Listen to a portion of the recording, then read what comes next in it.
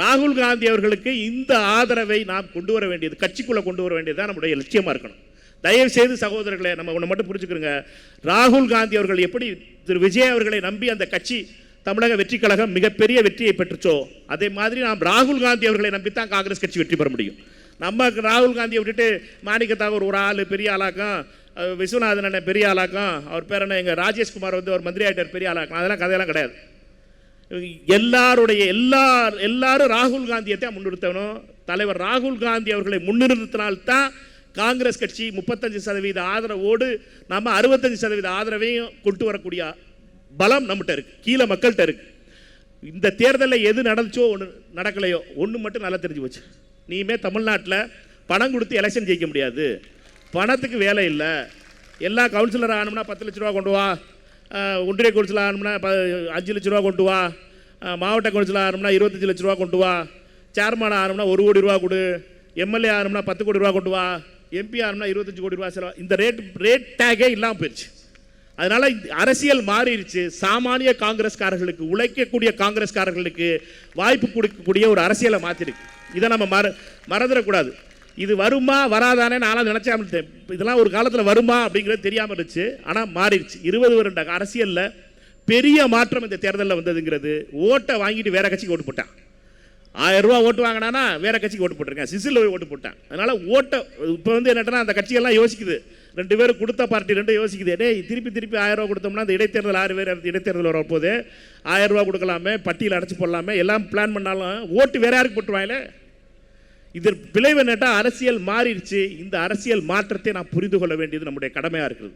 காங்கிரஸ் கட்சியை பொறுத்த மட்டும் ராகுல் காந்தி அவர்கள் பிரதமராக வேண்டும் 2029. இப்போ வந்து நம்ம வந்து கூட்டணி ஆட்சி 2026 வரணும்னு நினச்சோம். ஆட்சியில் பங்கு வேணும்னு நினச்சோம், நடந்துருச்சு. ஆட்சியில் பங்கு பெற்று 2 அமைச்சர்கள் வந்திருக்காங்க. அடுத்த இலக்கு இந்த டார்கெட் அச்சீவ் பண்ணிட்டோம். இந்த மிஷன் அக்கம்ப்ளிஷ்ட்.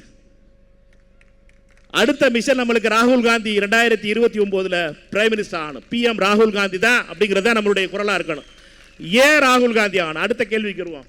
ஏன் திரு விஜய் அவர்கள் முதலமைச்சர் ஆகிட்டாரு, நீங்கள் காங்கிரஸ்காரங்க திருப்பி வந்துட்டு நீங்கள் இந்த வேலையெல்லாம் கட்டாதீடா, நீங்கள் உங்களுக்கு இது பண்ணணும், நாங்கள் உங்களை தூக்கி பிடிச்சோம்டா நம்மால் இன்னொரு ஆள் சொல்லுவான், ரைட்டா?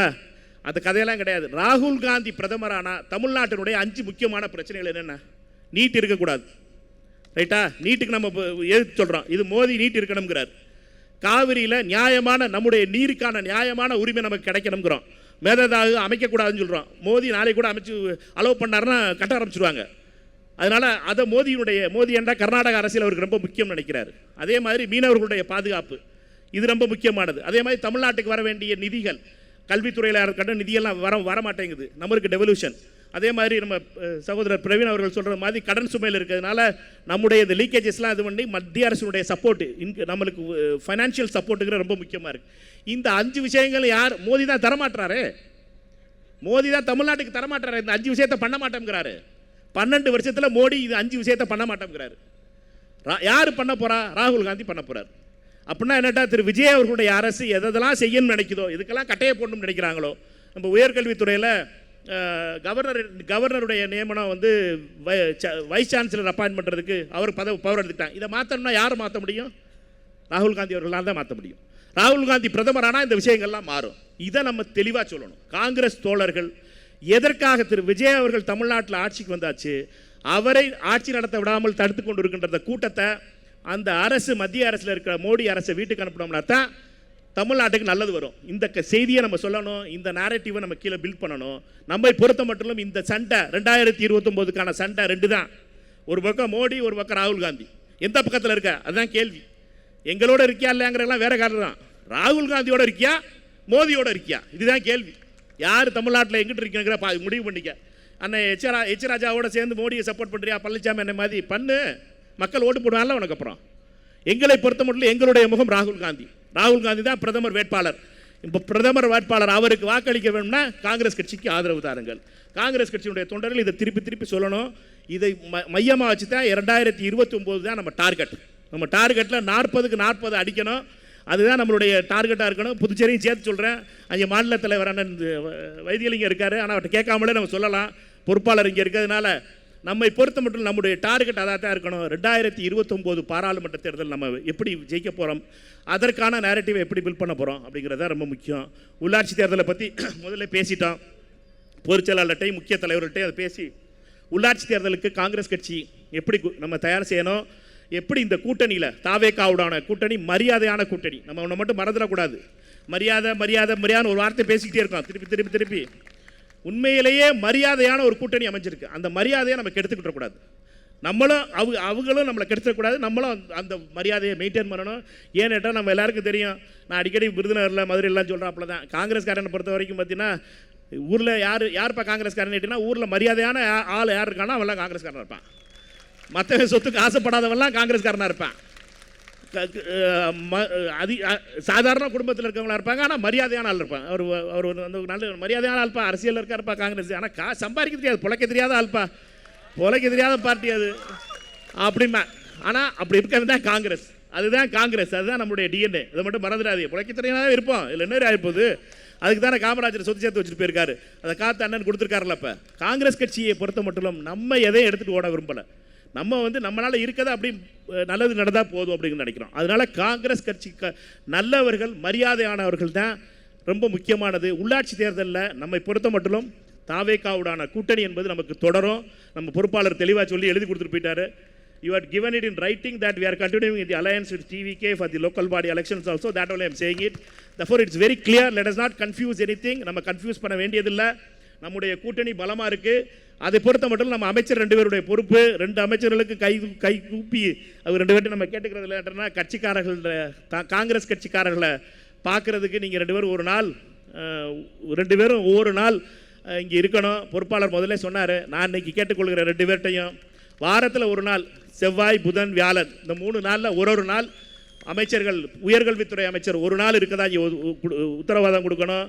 எங்கள் சுற்றுலாத்துறை அமைச்சர் ஒரு நாள் இங்கே வந்து இருக்கிறதா டிஎன்சிசி ஆஃபீஸில் 5 மணிக்கு மேலே, சாயந்தரம் 5 மணிக்கு மேலே உங்கள் மந்திரி வேலையெல்லாம் முடிச்சுடுங்க. முடிச்சுட்டு 5 மணிலேருந்து 10 மணி வரைக்கும் காங்கிரஸ்காரன் யார் வந்து பார்க்குறதுக்காகவும் நீங்கள் இருக்க வேண்டும் என்பதை மட்டும் தெரிவித்துக் கொள்கிறேன்.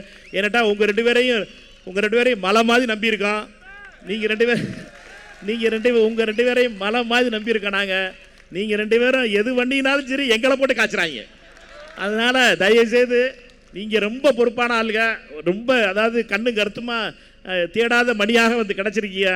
அதனால் நீங்கள் உங்கள் 2 பேருடைய செயல்பாடுகளும் நீங்கள் சட்டமன்றத்தில் பேசுகிற போதும் நீங்கள் வெளியில் பேசும்போதும் இந்த பெரிய கட்டடத்தோட ஓனர் நீங்கள் தாங்கிறத மறந்துடாதீங்க.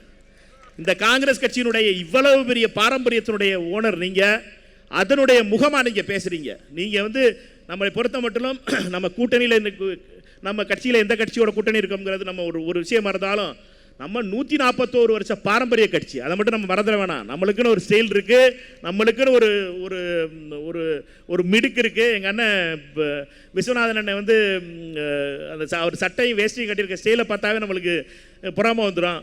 அதனால் என்னன்னா அப்படிப்பட்ட மிடுக்கோடு இருப்பவர்கள் நம்ம அந்த காங்கிரஸ் கட்சி கதர் சட்டையும் கதர் வேட்டியும் கட்டி நடந்து போகிறது அவ்வளவு தெளிவாக நடந்து போகிற பழக்கம் உள்ளது. என்னட்டனா அப்படிப்பட்ட வரலாறு நம்முடைய வரலாறு. நம்மை பொறுத்த மட்டும் நம்முடைய வரலாற்றில் மிக முக்கியமான தருணம் நம்முடைய இந்த 2 அமைச்சர்களும். இது அடுத்த தடவை நம்ம கூடும்போது நம்ம கூடணும்னு நினச்சி வேலை பார்ப்போம். அடுத்து நிறையா பேர் அமைச்சர்கள் ஆகணும், நிறையா பேர் நம்முடைய காங்கிரஸ் கட்சியில் அமைச்சர்கள் கூட வரணும், இளைஞர்களை அமைச்சர்களாக ஆக்கணும், செயல்பாட்டு உள்ளவர்களை அமைச்சராகணும். அப்படிங்கிற லட்சியத்தோடு நம்ம வேலை பார்ப்போம். அதற்காக முதல் படிக்கட்டை எடுத்து வச்சது அருமைக்குரிய சகோதரர் கிரீஷ் சோடங்கர் அவர்கள். அவரை பொறுத்த மட்டும் எனக்கெல்லாம் உண்மையிலே வந்து என்னன்னா, இவ்வளவு ஒரு ஒரு ஒரு கம்போஸ்டாக ஒரு இன்சார்ஜ் வந்து இருந்துட முடியுமான்னு எனக்கு தெரியல. நான்லாம் கோவப்பட்டுருவேன். தெலுங்கானா இல்லைன்னா நான்லாம் அட்டையங்க பார்க்க எல்லாரும் திட்டி விட்டுருவேன். தெலுங்கானா ஆந்திராலாம் வந்துருக்கு, நம்ம பாட்டி ஆந்திராக்காரெல்லாம் கேட்டீங்கன்னா தெரியும், நாளைக்கெல்லாம் கோவம் தரும். ஆனால் திரு கிரீஷ் சோடங்கர் அவர்களை பொறுத்த மட்டும் ரொம்ப தெளிவாக காங்கிரஸ் கட்சியினுடைய எதிர்காலத்தை மட்டுமே மையமாக கொண்டு, தமிழ்நாடு காங்கிரஸ் கட்சி தொண்டர்களுடைய எதிர்காலத்தை மட்டும் மையமாக கொண்டு அவர் தன்னுடைய ஒவ்வொரு நகர்வையும் செய்தார் என்பதை நாம் மறந்துவிடக்கூடாது. திரு கிரீஷ் சோடங்கர் அவர்கள் வந்து எப்படி அண்ணன் செல்வப்பிரந்தை அவர்களை வரலாறு இதெல்லாம் ஞாபகம் வச்சிருக்குன்னு சொல்லணும், அதே மாதிரி திரு கிரீஷ் சோடங்கர் அவர்களையும் தமிழ்நாடு கட்சியினுடைய வரலாறு என்னைக்கும் பாராட்டும். ஏன்னா 59 வருஷத்துக்கு அப்புறம் 2 மந்திரிகள் வர்றதுக்கு அதற்கான எல்லா நடவடிக்கையும் எடுத்தவர் அவருங்கிறத மட்டும் நம்ம மறந்துட முடியாது. அருமைக்குரிய சகோதரர் பிரவீன் அவர்களுக்கும் இதில் மிகப்பெரிய பங்கு இருக்குது. அவருடைய பங்குல நம்ம சொல்லிடவே முடியாது. ஏன்னா அவரை பொறுத்த மட்டும் பல சோதனைகளை சந்தித்தார், பல அவமானங்களை சந்தித்தார். அது எல்லாத்தையும் மீறி காங்கிரஸ் கட்சிக்காக மற்றவர்கள் அமைச்சராக வேணும். 2 பேரும் அண்ணன் விஸ்வநாதன் அண்ணனும் ராஜேஷ் அண்ணனும் மந்திரி ஆகிறதுக்கு இவங்கெல்லாம் கஷ்டப்பட்டாங்கிற கதையாக இருக்குது பார்த்தீங்களா? அது மாதிரி ஆயிடுச்சு. என்னட்டா மற்றவர்களெல்லாம் கஷ்டப்பட்டு அவர்களை அமைச்சராக்கினது என்பது இதுதான் காங்கிரஸ்காரனுடைய டிஎன்ஏங்கிறத நம்ம மறந்துடக்கூடாது. மற்றவர்களை பதவியில் உட்கார வச்சு நான் ஒன்றும் ஆட்சியில் பங்குனா நான் ஒன்றும் மந்திரியாக போகிறதில்ல. அப்போ என்னட்டா ஆட்சியில் பங்கு அப்போ கேட்கும்போது நான் ஒன்றும் எம்பியாக இருந்தேன், நான் எப்படி மந்திரியாக போகிறேன்? அதனால் நம்ம கேட்டதுங்கிறது ஆட்சியில் பங்குங்கிறது என்னட்டா நம்முடைய மரியாதை. நமக்கு தேவை மரியாதை, வேறு ஒன்றும் தேவையில்லை. நம்ம என்ன கேட்ட போகிறோம்? வாங்கினே நல்லா இருக்கலானே, உட்காருங்கண்ணே, உங்களுக்கு உள்ள மரியாதை உட்கார வச்சு பேசிட்டா போதும் நம்ம காங்கிரஸ் கட்சியில். இதுதான் நம்மளுக்கு. அதுக்கு நடுவில் பார்த்தீங்கன்னா இப்போ திருப்பி பார்த்தீங்கன்னா எல்லாரும் சொல்லிக்கிட்டு இருக்காங்க, இந்த தேர்தல் 3 மாதத்தில் தேர்தல் வந்துடும், 6 மாதத்தில் தேர்தல் வந்துடும், 3 வருஷத்தில் தேர்தல். ஆமாம் வரும், தேர்தல் வரும் கண்ணு, தேர்தல் வரும். 3 மாதத்தில் தேர்தல், உள்ளாட்சி தேர்தல் வருங்க, சட்டமன்ற தேர்தல் வரும், இது இடைத்தேர்தல் வரும், 6 மாதம் கழிச்சு உள்ளாட்சி தேர்தல் வரும். ஆனால் ஜெயிக்கிறது யாரு கண்ணு? கேள்வி அதுதானே. தேர்தல் வரும், தேர்தல் வரும், ஜெயிக்கிறது யாரு? ஏன்னா 1000 ரூபா 2000 ரூபாய்க்கு தான் ஓட்டு போட மாட்டாங்க. இப்போ மக்கள் காசை வாங்கிட்டு ஓட்டு போட மாட்டாங்க. இப்போ எங்கிட்ட ஓட்ட என்ன இருக்குது புதுசாக சொல்கிறதுக்கு? திராவிட கட்சிகள்கிட்ட என்ன புதுசாக இருக்குது? ஒன்றுமே இல்லை. அண்ணன் பழனிசாமி அவர்களை பொறுத்த மட்டும் ஓட்டுக்கு இவ்வளவு கொடுக்கலாம் அப்படின்னு கணக்கு தான் போட தெரியுமே ஒழிய, அவரை பொறுத்த மட்டும் இவ்வளவு இந்த வேட்பாளர் இவ்வளவு கொடுப்பாரு, நான் ஒரு 500 ரூபா போட்டு கொடுக்குறேன், இந்த கணக்கு தான் தெரியுமே ஒழிய மக்கள்கிட்ட போய் புதிய திட்டத்தை சொல்ல முடியும், உங்களுக்காக போராடுவோம், உங்களுக்காக தீர்த்து வைப்போம், அந்த குணம்லாம் இல்லையே அவர்கள். வெறும் ஒரு எலெக்ஷனலாக அரசியல் ஆக்கின இந்த கட்சிகளுக்கு முடிவு வந்துருச்சு. அரசியல் மாறுது. நம்மை பொறுத்த மட்டும் இதில் காங்கிரஸ் கட்சி மிகப்பெரிய அளவில் ஒற்றுமையோடு செல்ல வேண்டிய காலம். அதனால் எல்லா தலைவர்களுடைய, நான் சொன்ன எல்லா தலைவர்களுடைய ஆதரவு தேவை. நம்ம எல்லாரும் உட்கார்ந்து பேசி முடிவு பண்ணணும். தயவு செய்து என்னுடைய வேண்டுகோள் என்பது, நம்மை பொறுத்த மட்டும் நம்ம தொடர்ந்து உரையாடுவது ரொம்ப முக்கியமாக இருக்குது. நம்மளோடு ஆன இந்த உரையாடல் கம்மியாக இருக்கிறதுனால தான் நம்ம தனித்தனி லைனை எடுத்துடுறோம், கட்சியோட லைனை எடுத்துடுறோம். அது இருக்கக்கூடாதுன்னு நினைக்கிறேன். காங்கிரஸ் கட்சியினுடைய நிலை என்பது, தமிழ்நாடு காங்கிரஸ் கமிட்டியினுடைய நிலை என்பது ஒரு நிலையாக இருக்கணும். என்னை பொறுத்த மட்டும் அதை அகில இந்திய காங்கிரஸ் கமிட்டி தலைவர்கிட்டையும் அதான் சொன்னேன். நீங்கள் நிறையா அதில் சில லேயர்ஸை உருவாக்கி கொடுக்கணும். கோர் கமிட்டி போடணும், பிஏசி போடணும், இன்னொரு சப் கமிட்டி ஆர்கனைசேஷன் போட வேண்டியது இருக்கும். ஏன்னு அப்படின்னா இந்த 2-3 அமைப்புகளை உருவாக்கினா சீனியர்ஸ்லாம் அட்வைசரி ரோல் கொடுக்கணும். இது நம்ம துடிப்புமிக்க இளைஞர்களாக இருக்கிற சகோதரர்கள், நாடாளுமன்ற உறுப்பினர்கள், சட்டமன்ற உறுப்பினர்களுக்கெல்லாம் வேறு ரோல் கொடுக்கணும். எல்லாரும் கலந்து பேசி காங்கிரஸுடைய நிலை எடுத்தோம். இது பெரிய டீம் ஒர்க்காக தான் இருக்க முடியும் ஒழிய, தலைவருங்கிற என்னட்டா டாஸ் போட போகலாம், கேப்டன் மாதிரி போய் டாஸ் போட்டு வரலாம். அதை தவிர வேறு எதுவும் தலைவரால் எதுவும் பண்ண முடியாது. நம்மை பொறுத்த மட்டும் எல்லாரும் சேர்ந்து தான் ஒர்க் பண்ண முடியும். காங்கிரஸை பொறுத்த மட்டும் இந்த டீம் காங்கிரஸ், தமிழ்நாடு காங்கிரஸ் மிக முக்கியமான சக்ஸஸ்ஃபுல் டீமாக இருக்கணும். இந்த டீமை பொறுத்த மட்டும் 2029 தான் நம்மளுடைய லட்சியம். 2029 39 அடித்து தட்டணும். அடித்து தட்டி 39 இந்த கூட்டணி வெற்றி பெறணும். காங்கிரஸ் கட்சியினுடைய நாடாளுமன்ற உறுப்பினர்களை எண்ணிக்கையை அதிகமாக்கணும். புதியவர்களுக்கு வாய்ப்பு கொடுக்கணும், சாமானியர்களுக்கு வாய்ப்பு கொடுக்கணும். இதுதான் நம்முடைய லட்சியமாக இருக்கணும். ராகுல் காந்தி அவர்களை பிரதமராக்கணும். இதை மட்டும்தான் நம்முடைய லட்சியம். இது எல்லாத்தையும் உங்கள் நாட்டையும் சொல்கிறதுல ரொம்ப மகிழ்ச்சி. எனக்கு பொறுப்பு கொடுத்த அருமைக்குரிய அகில இந்திய காங்கிரஸ் கமிட்டியுடைய தலைவர் பெரியவர் ஐயா மல்லிகார்ஜுன் கார்கே அவர்களுக்கும், அருமைக்குரிய அன்னை சோனியா காந்தி அவர்களுக்கும், எதிர்க்கட்சியினுடைய தலைவர், என்னுடைய நெஞ்சிலே என்றென்றும் விட்டிருக்கின்ற அருமை தலைவர் ராகுல் காந்தி அவர்களுக்கும், அருமைக்குரிய பிரியங்கா காந்தி அவர்களுக்கும், அருமைக்குரிய கேசி வேணுகோபால் அவர்களுக்கும், அருமைக்குரிய சகோதரர் கிரீஷ் சோடங்கர் அவர்களுக்கும் அவர்களுக்கு நன்றியை தெரிவிச்சுக்கிறேன். நீங்கள் அதுக்கு அடுத்து இப்போ வாழ்த்துறை வழங்க இருக்கிறாங்க எல்லா சீனியர் தலைவர்களும். நம்ம எல்லாரும் உட்காந்து முழுசாக வாழ்த்துறையெல்லாம் கேட்டுட்டு கடைசியாக போகிறோம். அடுத்து கடைசியாக ஒரு நன்றியுரை சொல்கிறதுக்கு முன்னாடி நான் ஒரு தடவை திருப்பி அவர்கள் ஏதாவது சொல்லியிருந்தாங்கன்னா அதுக்கு அதை சேர்த்து ஒரு தடவை பேசணுங்கிறத மட்டும் தெரிவித்து உங்கள் எல்லாருக்கும் நன்றி தெரிவித்து விடைபெறுகிறேன். நன்றி, வணக்கம். நன்றி.